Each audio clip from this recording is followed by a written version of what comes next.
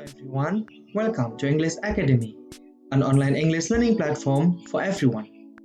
Halo semuanya, di channel ini kita akan belajar dan membahas topik seputar bahasa Inggris. Jangan lupa untuk like, komen, dan subscribe channel ini jika kalian suka, dan bagikan ke teman-teman kalian lainnya. Dan juga nyalakan lonceng notifikasinya agar kalian tidak ketinggalan video-video materi lainnya. Hello everyone, welcome back to English Academy, an online English learning platform for everyone. Selamat datang kembali di channel English Academy, sebuah kanal belajar bahasa Inggris terlengkap untuk semua kalangan. Teman-teman, di video kali ini kita akan belajar dan membahas hal yang paling mendasar dalam sebuah grammar bahasa Inggris atau dasar-dasar dari suatu kalimat bahasa Inggris, yang biasa disebut sebagai part of speech. Nah, di video kali ini, kita akan membahas secara singkat satu persatu dari dasar-dasar atau komponen tersebut. Sedangkan untuk pembahasan lebih lengkap, akan kita bahas secara detail di video lainnya. Nah, tanpa perlu berlama-lama lagi, let's get to the list. Nah, mungkin teman-teman bertanya, apa sih part of speech? Jadi, part of speech adalah komponen grammar bahasa Inggris yang berfungsi sebagai materi pembentukan suatu kalimat dalam bahasa Inggris.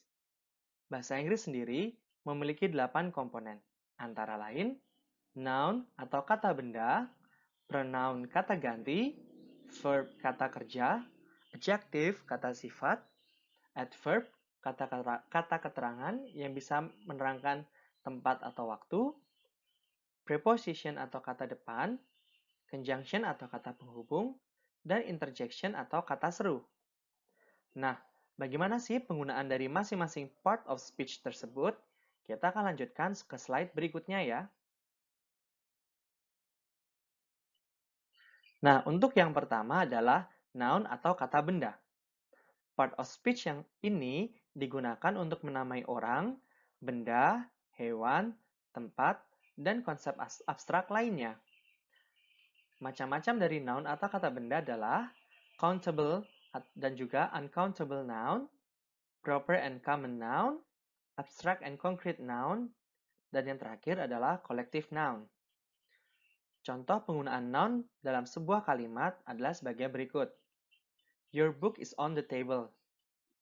I washed my car. Dan yang terakhir, please close the door. Berikutnya, yang kedua adalah pronoun atau kata ganti benda. Pronoun digunakan untuk menggantikan noun di dalam suatu kalimat agar tidak terjadi repetisi atau pengulangan. Macam-macam pronoun antara lain personal pronoun, contohnya I, you, she, he, dan lain sebagainya. Yang kedua adalah demonstrative pronoun. Yang ketiga interrogative pronoun. Kemudian relative pronoun, indefinite pronoun, reflexive pronoun, dan intensive pronoun. Contohnya adalah myself atau yourself.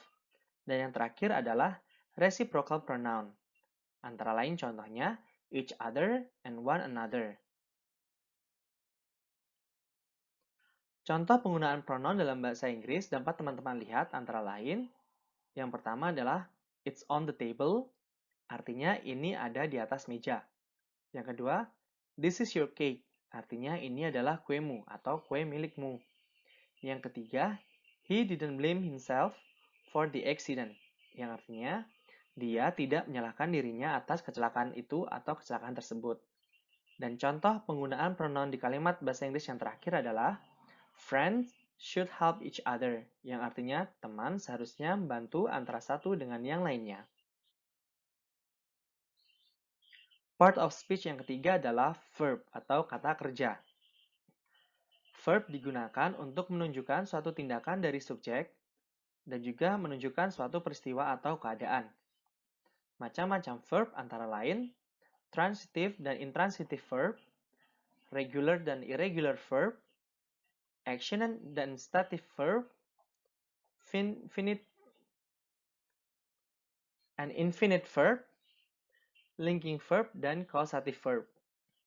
Contoh penggunaan verb atau kata kerja dalam suatu kalimat antara lain I close the door and open a window. Artinya, saya menutup pintu dan membuka jendela. Part of speech berikutnya adalah adjective atau kata sifat. Fungsi dari adjective adalah untuk menerangkan suatu noun atau pronoun. Contoh kata sifat antara lain, ugly, yang berarti jelek, quick, cepat, fast, cepat, beautiful, cantik, clever, pandai atau pintar. Sedangkan contoh penggunaannya dalam bahasa Inggris antara lain, this shoes is ugly. Yang kedua, he can run fast. Yang ketiga, this flower is beautiful. Nah, itu tadi adalah contoh penggunaan adjektif atau kata sifat dalam bahasa Inggris. Selanjutnya, part of speech berikutnya adalah adverb atau kata keterangan. Berfungsi untuk menerangkan verb, adjective, ataupun verb kata keterangan lainnya.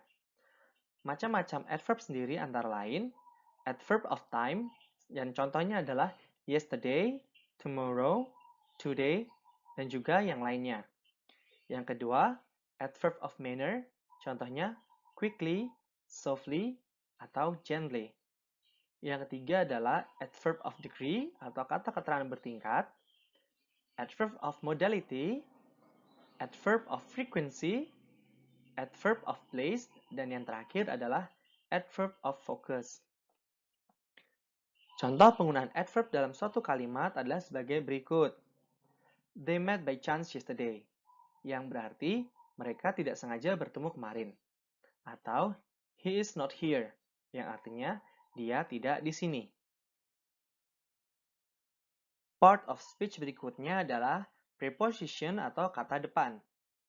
Preposition atau kata depan dikombinasikan dengan noun atau pronoun untuk membentuk suatu frasa yang menerangkan verb, noun, atau adjektif. Contoh kalimat preposition sendiri antara lain on the floor, in the box, on the table, dan lain sebagainya.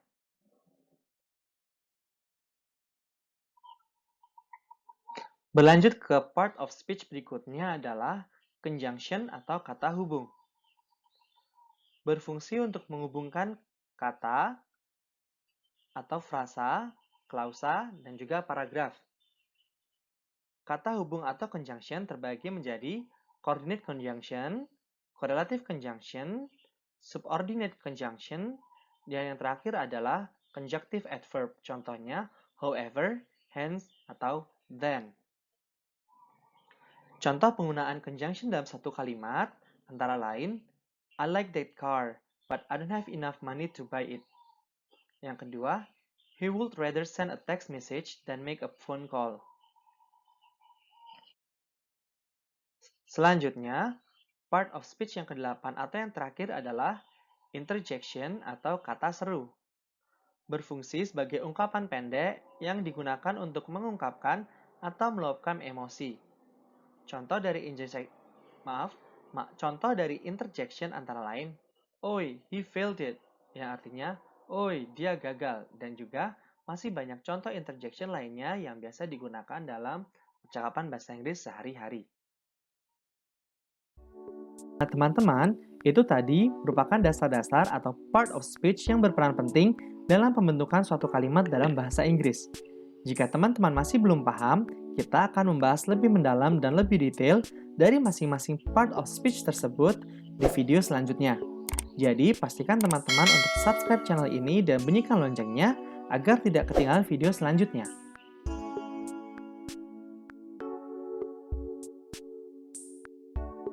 Sampai di sini video kita kali ini.